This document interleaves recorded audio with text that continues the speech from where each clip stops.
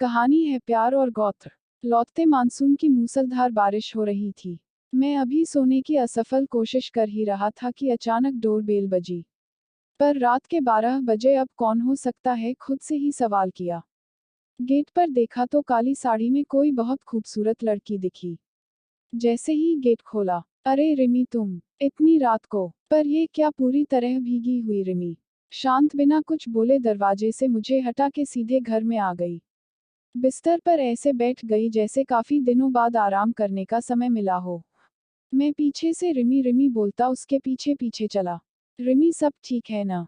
क्या हुआ? उसका छोटा सा जवाब, हाँ अब सब ठीक है। चूंकि फ्लैट पर मैं अकेला रहता था तो लेडीज कपड़े नहीं थे जो मैं रिमी को दे सकता। मैंने अपना शर्ट और लोवर दिया। रिमी बिना कुछ बोले उसे चेंज करने चली गई। चेंज करके जैसे वो आई मैंने कुछ खाने को पूछा पर उसने मना कर दिया। उसने कहा कि गगन अब मैं हमेशा तुम्हारे साथ रहूंगी। और वह मेरे कंधे पर सर रख के रोने लगी। जब मैंने उसे काफी समझाया, तब वो शांत होकर आंखें बंद करके ऐसे लेट गई जैसे पूर्णिमा की रात में चकोर उड़ता उड़ता चांद से मिल जाए और उसकी चांदनी में खुद को लपेटकर अपना जीवन समर्पित कर दे। मैंने उसे ज्यादा डिस्टर्ब न करने की सोचकर मन में कहा कि अभी परेशान है, सुबह पूछूंगा कि क्या हुआ।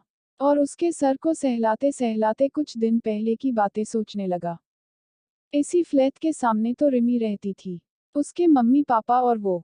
तब तो बहुत बेबाक थी। सबसे हंसी ठिठोली करना उसका स्वभाव था। जब भी मैं उसे देखता तो अपने शर्मीले स्वभाव के कारण नजरें घुमा लेता। पर जाड़ों में एक दिन जब मैं अपने कपड़े सुखाने के लिए छत पर गया तो रिमी को देखकर दिल ने एकदम से रफ्तार पकड़ ली। रिमी उस लाल सूट में इतनी अच्छी लग रही थी कि बस अब उसे देखते ही रहने का मन कर रहा था।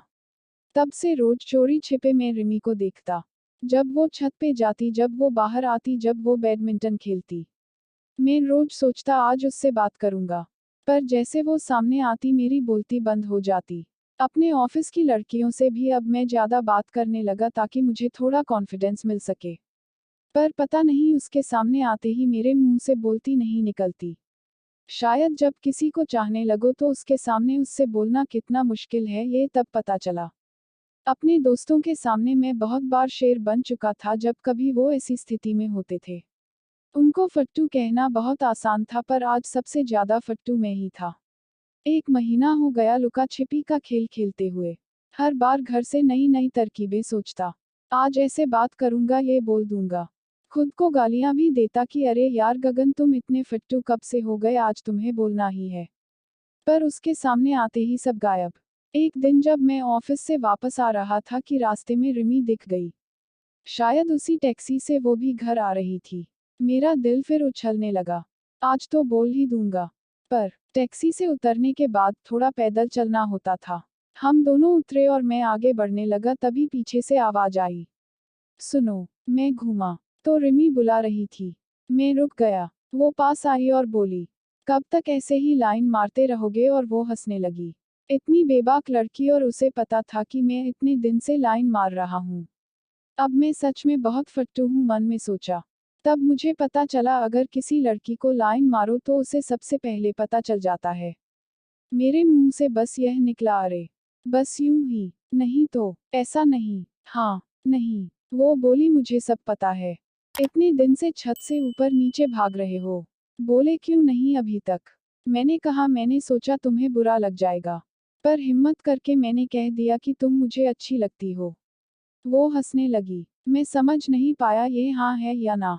उसके बाद बातों में उसने बताया कि वो एमए कर रही है और सेकंड सेमेस्टर के एग्जाम दिए हैं। उस दिन रात में नींद नहीं आई। अपनी बेवकूफ़ी पर हंसता रहा कि इतने दिन से कोशिश कर रहा और आज उसने खुद बोल दिया। सुबह होने का इंतजार। इधर उधर घूमते घूमते रात कट गई। आज की सुबह मेरे लिए कुछ नई थी। हाँ, और सबके लिए तो वही सूरज, वही लोग, वही फ्लैट। पर मेरे लिए सब नया। उस दिन से हम रोज मिलने लगे। और मैं उसके घर भी आने जाने लगा। ये सिलसिला उसके फोर्थ सेम तक चला। उसके बीच ढेरों बातें, हजारों खूबसूरत पल। इस बीच उसे हजारों बार अपने पापा से डांट मिली। कभी कमरे में बंद करना, कभी मुझसे लड़ाई करना। उसके पापा को मैंने काफी बार समझाया, पर वो पक्के ब्राह्मण किसी की एक भी सुनने को तैयार नहीं थे। मैंने और रिमी ने साथ में रहने की जितनी कस्में खाई थी उनको पूरा करने के लिए मैं अपना सब कुछ दांव पर लगाने को तैयार था। उसके पापा से काफ़ी मिन्नतें की, हर तरह से समझाया, पर फर्क सिर्फ गोत्र का था। उस दिन इस छोटे शब्द का असली मतलब समझ आया।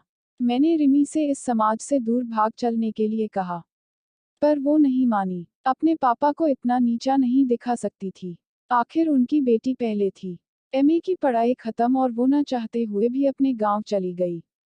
जाते समय भी नहीं मिली। मैं अधूरा अधूरा सा, फिर से वही जिंदगी का बोझ, घर घर से ऑफिस, किसी से न बोलना न मिलना, बस अपना काम और उसकी यादें। कुछ दिनों बाद उसकी सहेली से पता चला कि उसकी शादी हो गई है। जहां हुई है वो काफी अच्छे और संपन्न लोग हैं। अब मैं अपनी जिंदगी में फिर व्यस्त हो गया। पर शादी के कुछ महीनों बाद ही आज रिमी ऐसे क्यों भागती हुई आई, मेरी कुछ समझ नहीं आ रहा था। मैं ये सोचते सोचते वही सो गया, सोचा सुबह पूछूंगा।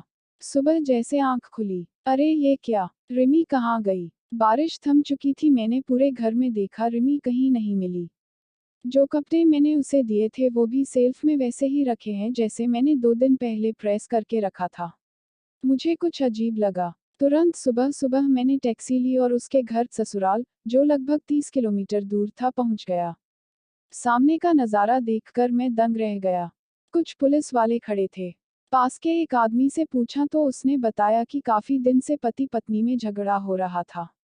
लड़की वालों ने जो कार दी थी वो लड़के वालों को पसंद नहीं आ रही थी। कल शाम को झगड़े में पति ने उसके सर पर लोहे की रॉड मार दी, जिससे वो काफी जख्मी हो गई और लगभग 7 बजे ही सब कुछ छोड़ के इस दुनिया से चली गई। पास जाके देखा, रिमी उसी काली में पड़ी थी, बिल्कुल शांत, इस दुनिया और दुनियादारी से दूर। पुलिस वाले पति को पकड़ कर ले जा रहे थे और कुछ कॉपी पर लिख रहे थे।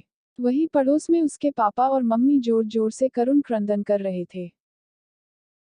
ऐसी ही अच्छी कहानी देखने के लिए इस कार्ड पर क्लिक कीजिए। प्लीज़ लाइक और कमेंट करें और चैनल को सब्सक्राइब करें।